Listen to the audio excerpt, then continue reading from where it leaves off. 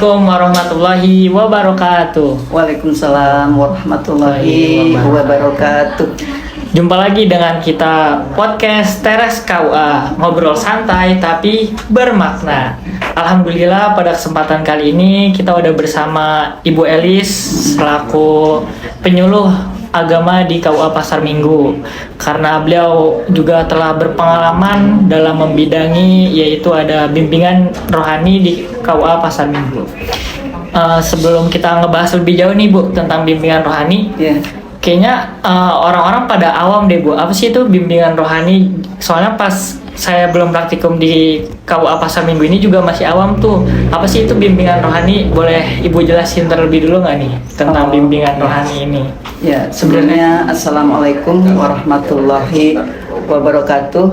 Perkenalkan, saya Elis Harifah dari KUA Kecamatan Pasar Minggu, penyuluh KUA Kecamatan Pasar Minggu. Kita berkiprah dari tahun 2008 di sini ya. Berbicara tentang bimbingan rohani Islam, itu berbicara tentang mendoakan orang-orang yang sakit ya. Kita mendoakan orang sakit itu sebenarnya kan wajib ya, bukan hanya di bimbingan rohani Islam saja. Dimanapun kita berada, kalau orang sakit itu wajib untuk ditengok dan wajib untuk diberikan doa ya. Bimbingan rohani Islam biasa yang saya sampaikan di KUA, di Rumah Sakit Jati Padang dan Rumah Sakit Pasar Minggu hari Jumat dan hari Selasa, serta hari Jumat di Rumah Sakit Pasar Minggu dan hari Jumat di Rumah Sakit Jati Padang. Itu kita berikan doa itu sebagai pembukaan itu ya, bacaan suratul Fatihah. Biasa kita istighfar, sholawat, asmaul husna, dan doa-doa, dan dilanjutkan kepada kalau misalkan yang kita hadapi pasiennya masih ketika bisa berinteraksi, kita beri sedikit pakai bahasa Indonesia. Nah di situ. Jadi di sini beda ya. Kalau pakai bahasa Indonesia mungkin semua orang itu tidak semuanya paham tentang bahasa Arab. Jadi justru bahasa Indonesia itu yang lebih menyentuh kepada para pasien. Di situ mereka itu bisa menangis dan bisa menyadari, seperti itu. Jadi kalau saya ambil kesimpulan, kurang lebih BIMRO tuh kayak misalkan memang ada kegiatan dari KUA Pasar Minggu atau program dari KUA Pasar Minggu untuk mendoakan nih orang-orang yang sakit, karena sejatinya mendoakan bisa bukan hanya secara langsung di tempat gitu Bu. Maksudnya kayak walaupun hanya bisa didoakan di lain tempat, juga lebih baiknya langsung datang ke rumah sakit sekalian untuk memberikan motivasi lah kepada orang-orang yang sakit. Nah, kan Ibu tadi menyebutkan nih kalau Ibu sudah berpengalaman menjadi penyuluh agama dan berkecimpung lah di dalam program bimbingan rohani. Nah Ibu kan tadi menyebutkan ada 2 rumah sakit nih yang Ibu jalani, yaitu ada pertama rumah sakit RSUD Pasar Minggu dan rumah sakit Jati Padang nih Bu. Ada nggak sih pengalaman-pengalaman yang menarik gitu ketika Ibu melakukan kegiatan bimbingan rohani di sana? Kayak misalkan Ibu menemukan pasien yang sudah sekarat, atau misalkan Ibu menemukan pasien yang selain agama Islam kayak gitu. Kalau kayak begitu sebenarnya sering sih kita ada gitu menemukan, misalkan kita seperti dulu nih kejadian sama Kiai Yayat ya, Yayat Ruhiyat. Kita di sana itu ada sih di lantai berapa, tapi saya tidak bisa menyebutkan rumah sakit mana. Itu di situ itu ada penunggu gitu ya. Jadi dari keterangannya dari beberapa para pasien merasa ketakutan dan melihat gitu ya, misalkan ada sesosok kayak semacam ular lah gitu, atau semacam suara-suara atau makhluk halus yang mengganggu gitu di situ. Terus lapor ke kita dan kita dengan Kiai Yayat itu kan akhirnya di tempat itu diruqyah ya supaya aman lah, diberikan doa-doa. Sampai sekarang alhamdulillah tidak terjadi apa-apa gitu. Yang perlu kita sampaikan di sini memang makhluk gaib itu memang ada apa adanya, cuma jangan terlalu dibesar-besarkan. Dipercayai ya, tapi jangan terlalu dibesar-besarkan ya. Tetapi kita mempunyai ke suatu tempat itu, kita itu harus ada adab juga ya, ada adab juga untuk makhluk kayak semacam begitu, dalam artian kita ada permisi lah gitu ya, karena setiap ruangan itu pasti itu ada penunggunya. Jadi kita juga bahasa ininya jangan harus sopan santun lah, harus ini. Iya. Itu yang saya tekankan kepada yang baru itu, yang sekarang yang ikut bimbingan rohani Islam. Dalam artian kita itu harus beradaptasi sama mereka. Bukan kita mempercaya atau takut sama mereka, tidak. Tapi makhluk itu memang ada. Tapi tergantung kitanya. Kita sopan santunnya kepada mereka seperti apa gitu. Pasti suatu tempat itu pasti begitu. Jangankan di rumah sakit, di alam, di laut aja itu ada. Jadi ada penunggunya ya, Bu. Ada. Di laut itu yang saya rasakan dulu, kalau kita baca ayat kursi itu, si ombaknya itu di tengah itu semakin tinggi, semakin kencang. Jadi nggak semuanya itu kita bacaan Al-Quran itu harus dilantunkan, tidak. Jadi kalau semacam begitu kan ada makhluk itu kan ada yang Islam dan ada yang tidak juga, sama seperti kita gitu. Mereka juga mau disopani, mau disantuni. Jadi dimanapun berada ya kita permisi gitu. Assalamualaikum.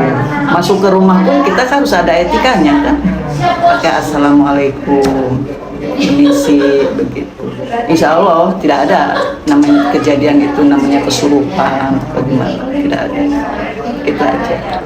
Berarti ibu pernah mengalami kejadian, cuma yang nggak terlalu aneh-aneh banget lah, sampai misalkan pasiennya kesurupan kayak gitu. Cuma sempat ibu mengalami kejadian pasiennya serasa ada yang janggal di rumah sakit itu. Gitu.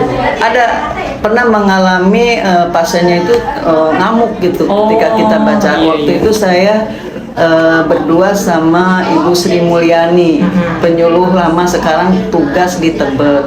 Ibu Sri Mulyani baca apa, terus saya baca apa. Jadi dia malah makin berontak gitu, makin berontak. Tapi ketika saya ajak berbicara dengan bahasa mereka gitu, kita kalau terdengarnya kita kan bahasa Indonesia, dia lunak juga gitu, baik juga, dan pergi dari jasadnya dia gitu. Kalau tadi kan kita udah ngebahas tentang bimrohnya nih Bu, kegiatannya. Saya mau nanya juga nih Bu, kan kalau misalkan kita mengadakan bimroh, kita kan fokus kegiatan ini kan ke pasiennya. Nah, saya mau tahu nih Bu, tanggapan dari para keluarga pasiennya tuh gimana sih Bu? Ataukah misalkan memang ada beberapa keluarga pasien tuh, ya udah nggak usah, saya bisa mendoakan sendiri kayak gitu.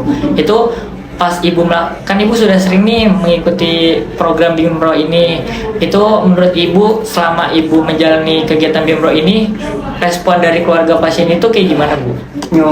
Kalau dari respon keluarga itu alhamdulillah gitu, merespon hampir 100%, karena kita mendoakan para pasien juga kita mendoakan para pendamping pasien.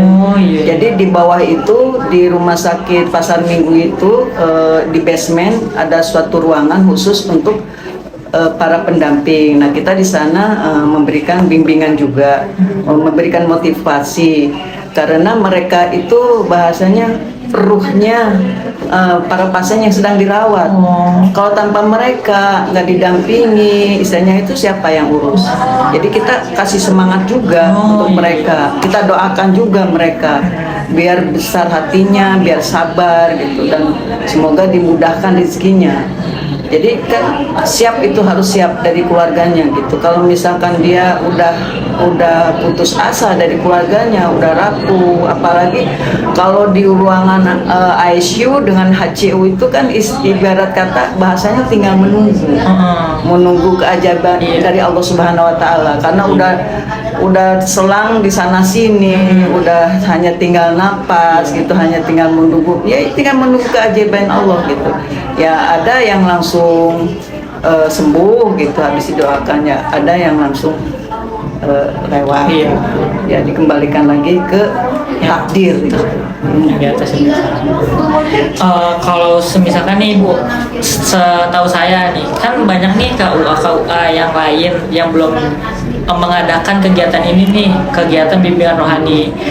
Sebenarnya menurut Ibu pribadi KUA yang belum mengadakan kegiatan ini, perlu nggak sih Bu sebenarnya KUA yang lain nih ikut mengadakan kegiatan bimbingan dan rohani ini kayak gitu? Kalau menurut saya sangat penting. Oh, sangat penting.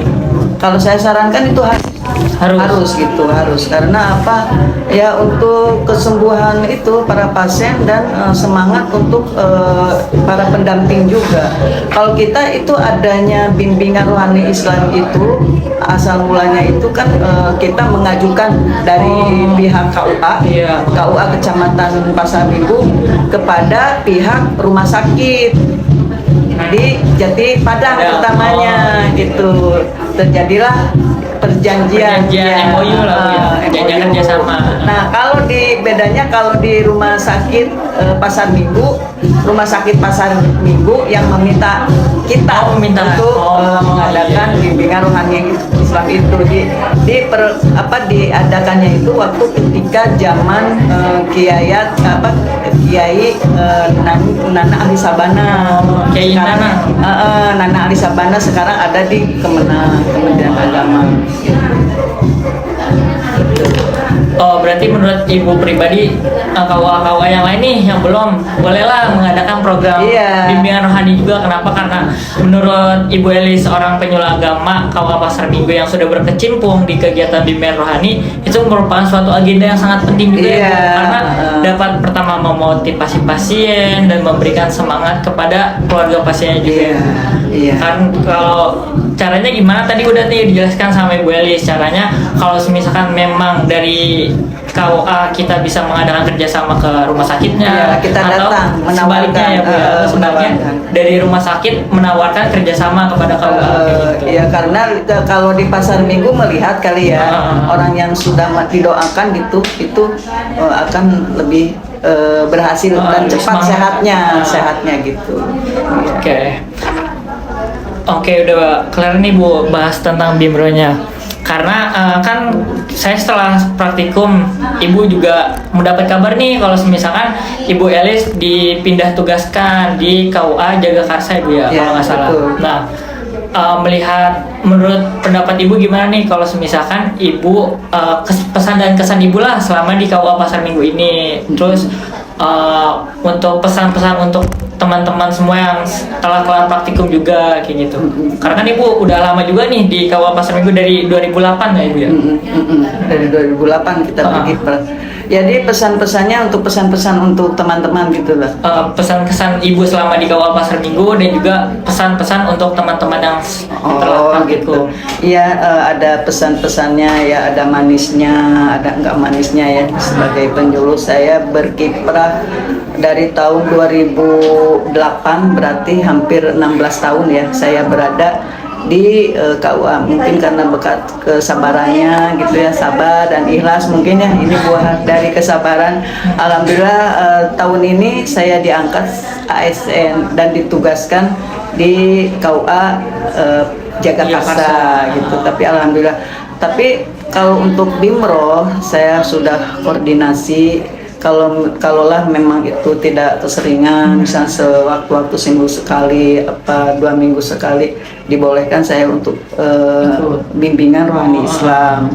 karena ini kan isinya bersifat keagamaan, dan saya juga berangkat dari penyuluh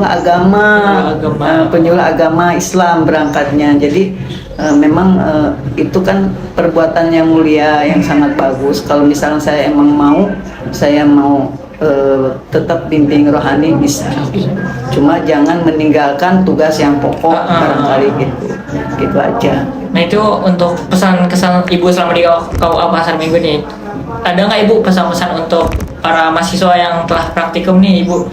Pesan semisalkan kayak janganlah meninggalkan sholat atau apa Ibu? Ya iya, kalau namanya sholat pesan-pesan anak muda lah Bu, kan kita nih masih anak muda nih, siapa tahu kan Ibu yang udah lebih berpengalaman. Ibu ada pesan-pesan nggak buat mereka kayak gitu? Iya. Jangan coba-coba meninggalkan Allah, ya. Yaitu orang yang meninggalkan Allah itu cirinya itu meninggalkan sholat, gitu kan. Kalau udah meninggalkan sholat, Allahnya jadi tinggalkan, makanya jangan percaya. Kalau sama laki-laki mengatakan aku cinta padamu, gitu ya. Kalau tidak sholat jangan percaya. Lah Allah aja ditinggalkan, apalagi kamu, ya kan. Nah itu jadi dilihat itu sholatnya dulu. Sholatnya itu bagaimana gitu, tepat gak gitu, jangan hanya menjalankan aja tapi dia tidak lalai gitu, tepat waktu. Terus bisa dilihat dari kehidupannya. Jadi sholat itu memang tiangnya agama, fondasi agama. Jadi kalau siapa yang meninggalkan sholat berarti dia meninggalkan agamanya. Yang menurut Imam Al-Ghazali bahwa sholat itu nilainya satu ya, nilainya satu. Sedangkan ibadah puasa, zakat segala macam itu isinya hanya berbentuk nol gitu, berbentuk angka nol.